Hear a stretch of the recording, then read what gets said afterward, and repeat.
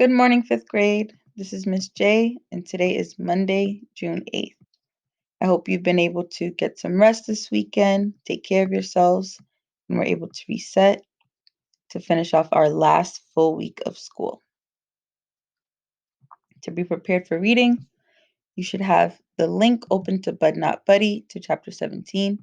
You should also have your reading stop and jot exit ticket open as well.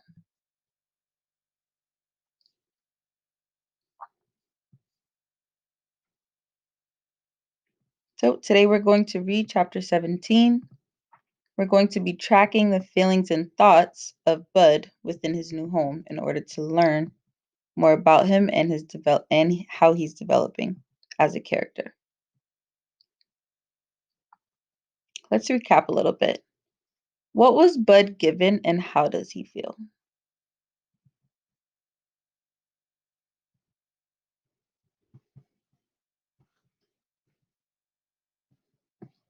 Bud was given a recorder, a case, and a band name, Sleepy LeBone, after he was told he can stay with them.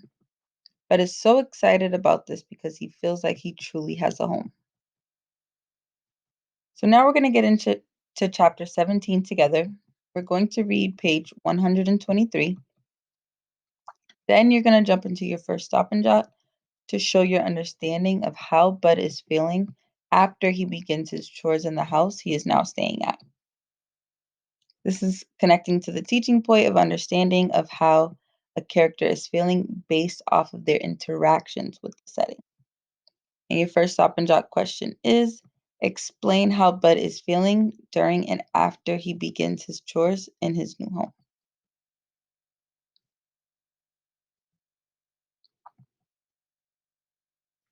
I held the mop so that it was floating on top of the water in the bucket. I was pretending that it was that underwater boat in the book Mama read to me, 20,000 Leagues Under the Sea. Captain Nemo, I whispered, pretending I was a sailor. Hey, matey. The squabs were only able to plug 10,000 of the leaks we have. That means we have 10,000 left. And dadgummit, I think we're going down with all hands on board.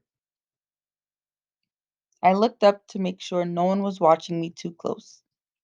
The dusky devastators of the Depression were still putting their instruments on the stage, waiting for Miss Thomas and Mr. Jimmy and Herman E. Calloway. I whispered, Heavenly Father, all is lost. Then I made the mop sink into the water, drowning Captain Nemo, Matey, and all the poor squabs. They went down with a bunch of bubbles and soap, suds, and dirt. I know Herman E. Calloway was trying to work me like a dog, but he was doing a real bad job at it. I'd already wiped all the tables and chairs down in the log cabin, and now I was going back to clear mop the floor for the second time. It was a piece of cake. The bucket even had a thing on top of it that you could use to wring the mop out. And Herman E. Calloway didn't even know how much fun I was having. Making somebody work hard isn't as easy as it looks. Some folks are good at it and some folks aren't. Some folks can look at you and tell you're even talking about slacking off. They'll add some work to you faster than you can say Jack Robinson. Some folks will find an excuse to strap you even if you're working as hard as you ever did in your life. I stuck the mop head into the wringer. I pretended it was somebody at a washing machine not paying attention to what he was doing and getting his whole body pulled through and wrung out. So we're going to pause right there and you're going to answer your first stop and jot question. Explain how Bud is feeling during and after he begins his chores in his new home. Once you've completed your first stop and jot, resume the video.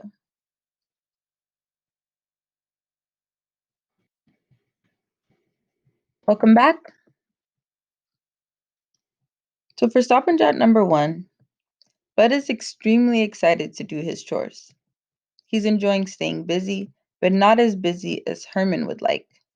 Even though he is assigned new chores one after another, he is still satisfied with doing the work and having a lot of fun doing so.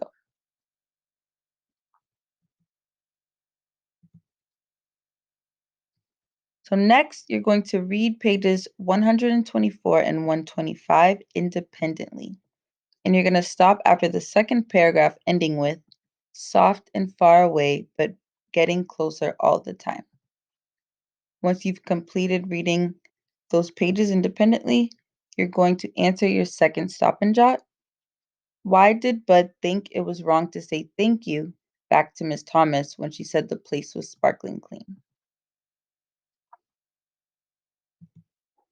So go ahead and get started. Once you've completed your second stop and jot, resume the video. Welcome back. Stop and jot number 2. Why did Bud think it was wrong to say thank you back to Miss Thomas when she said the place was sparkling clean? Bud was extremely mesmerized by the sounds and music that was happening, and he felt out of place to talk around something so cool to him.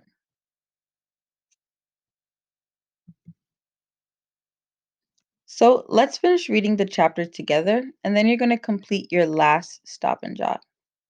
Your last stop and jot is going to show your understanding of how Bud is feeling at the end of the chapter and how he came to feel this way. He just experienced something so remarkable to his eyes and ears that he's never experienced before.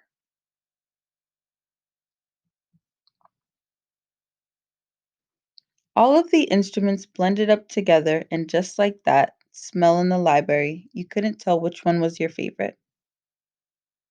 First, you'd say it was Mr. Jimmy on the trumpet. Then, Doodoo Bug's trombone would make you think it was the best.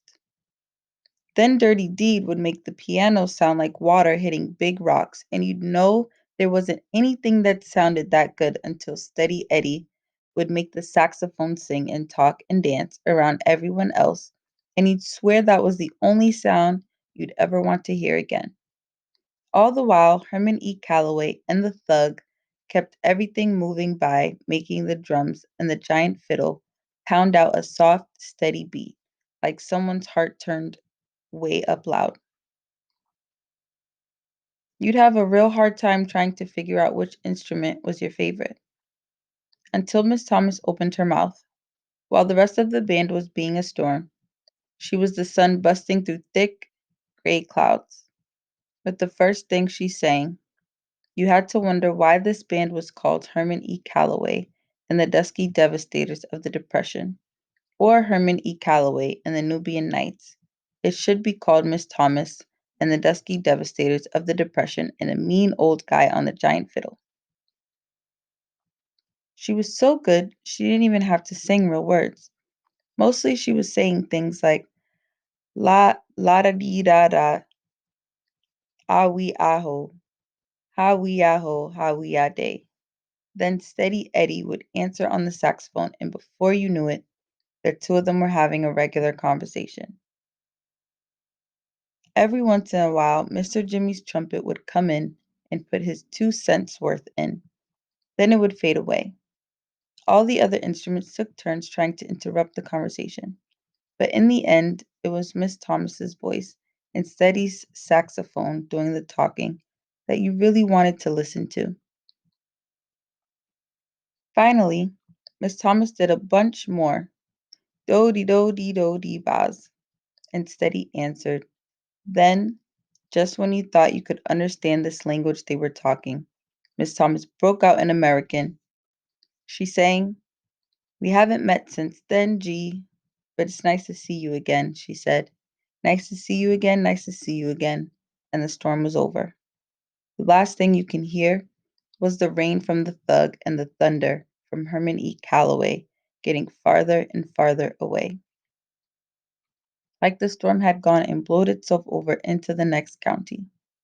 Then it was dead quiet. I let the mop fall over and clapped as loud as I could and said, "Wow." Miss Thomas stood up and did one of those curtsy bows. I clapped louder.